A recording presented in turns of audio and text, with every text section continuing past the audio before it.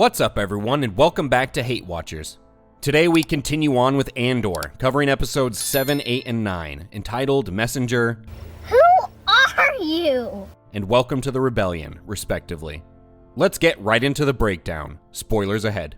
We begin episode 7 on Yavin 4, somewhere that's apparently not experiencing air traffic control issues. Andor is getting handsy with Bix when Willman is kind enough to show up and remind them that Star Wars is for kids. The crackdown has begun on Gorman in the wake of apparent terror attacks, and Will wants to recruit Andor to go after Dedra, the Imperial behind Ferrix. Cyril confronts Dedra about the Empire's endgame here, which he wasn't privy to, but she distracts him with a kiss, and out of nowhere, he feels the Force in his pants. Yeah, the Force. That's gotta be it. At the Senate Tower, the Gorman ambassador is bitching and moaning to Mon Mothma, and she has to grab him by the balls to get him to stop. On Yavin 4, this old white woman was dared to touch a black guy, but she just can't do it. She's a Force healer, because of course if there's going to be a Force user in this show, they're going to be something mundane like a chiropractor. And Cassian is here begrudgingly to treat his wounded shoulder. Back on Gorman, Cyril asks this rebel girl if anyone has ever told her she reminds them of Anne Frank, and he gets slapped. Then one of the rebel leaders from Rogue One tells Andor he needs a permit to keep parking here, so Andor flees the scene. More Imperial troops arrive on Gorman, and the captain gives the arriving sergeant a good sniffing. Vel visits Bix for some girl talk, and she tells Bix that the rebellion needs Andor, even spoiling the plot of Rogue One to drive that point home.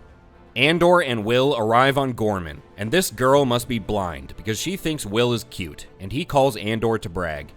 And Andor scopes out his vantage point as the episode comes to an end.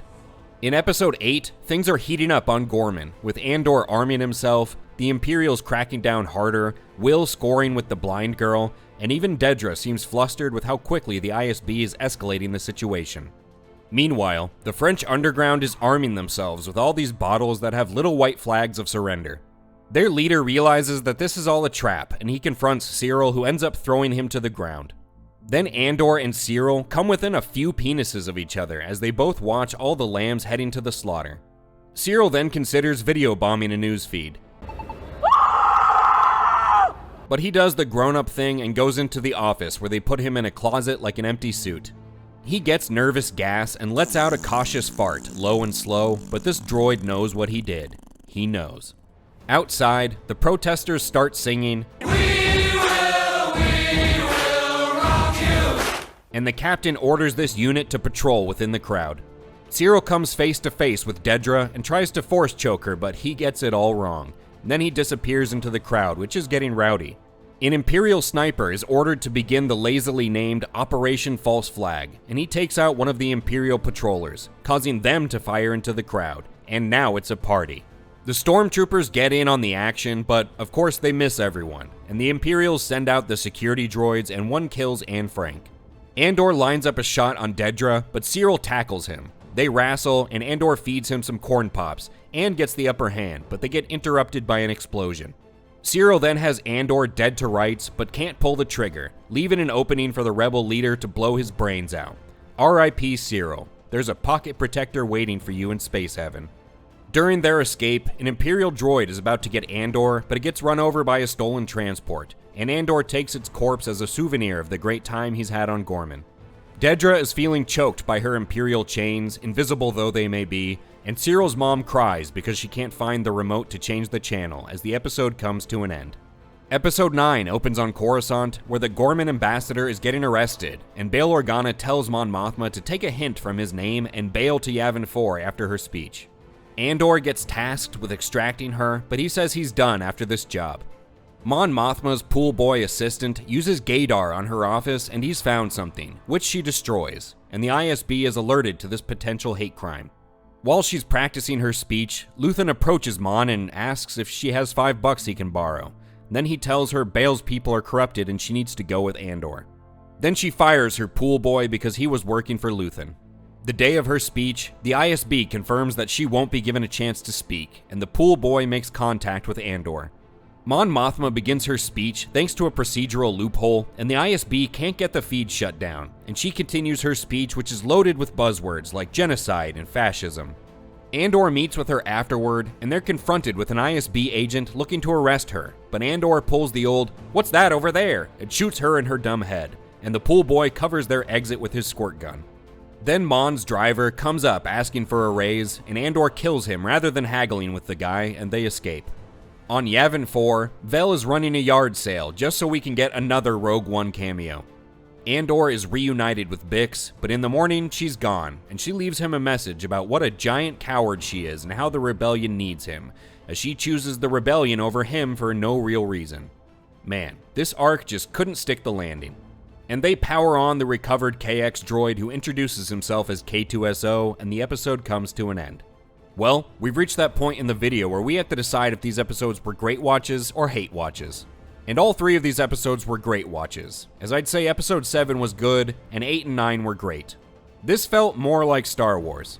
Not just because there's stormtroopers and blaster bolts flying around, but the scale of the conflict, the stakes, the evil nature of the Empire and its agents, and the good in the galaxy rising up against it, all of these aspects were far more palpable here than in previous episodes.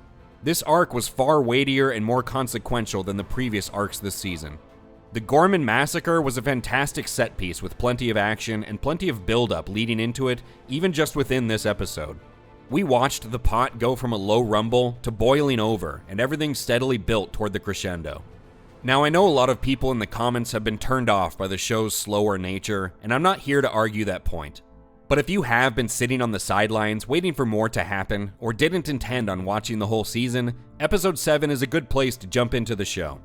There's enough groundwork laid in that episode and the beginning of episode 8 to get you up to speed on generally what's going on with Gorman, and how this ties into the Empire tightening its grip across the galaxy at this point in the timeline, which inadvertently squeezes out just enough resistance to form the rebellion we see in the original trilogy. So if you liked Rogue One, it looks like this is a decent point to start watching if you haven't been. Now, there were 2 things that I didn't really like in these 3 episodes. Firstly, I'm so glad that we spent so long on Bix's trauma for her to up and leave as soon as she could. I understand the character's reasoning, but following her issues for 6 episodes for her to leave after only playing a part in 2 more feels hollow. I'd rather she stuck around and died to push Andor fully into the rebellion instead of just skipping town. Hell, other than it being predictable, that's just straight up better writing. That still may happen, but it doesn't look like it right now. And Cyril's escalation into feeling betrayed by Dedra and assaulting her seemed pretty sudden for a show that likes to take its time and be methodical about everything. Sure, there's a time jump to take into account, but planting a few more seeds leading into this development would have made it flow better. That being said, I actually really liked Cyril's arc in this show overall.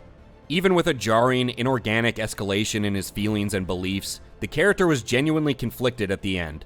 His loyalty to the Empire reached its limits that we didn't think the character had beforehand.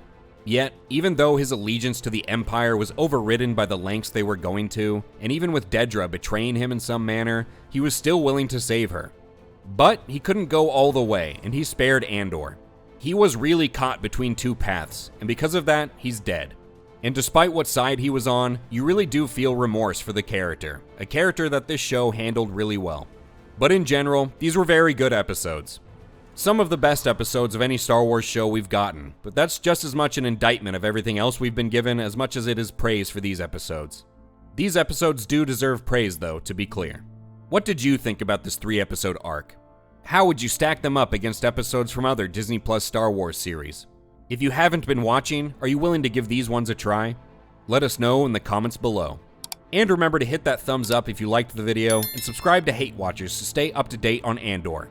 Thank you for taking advantage of the blind with us today, and we'll catch you on the next one.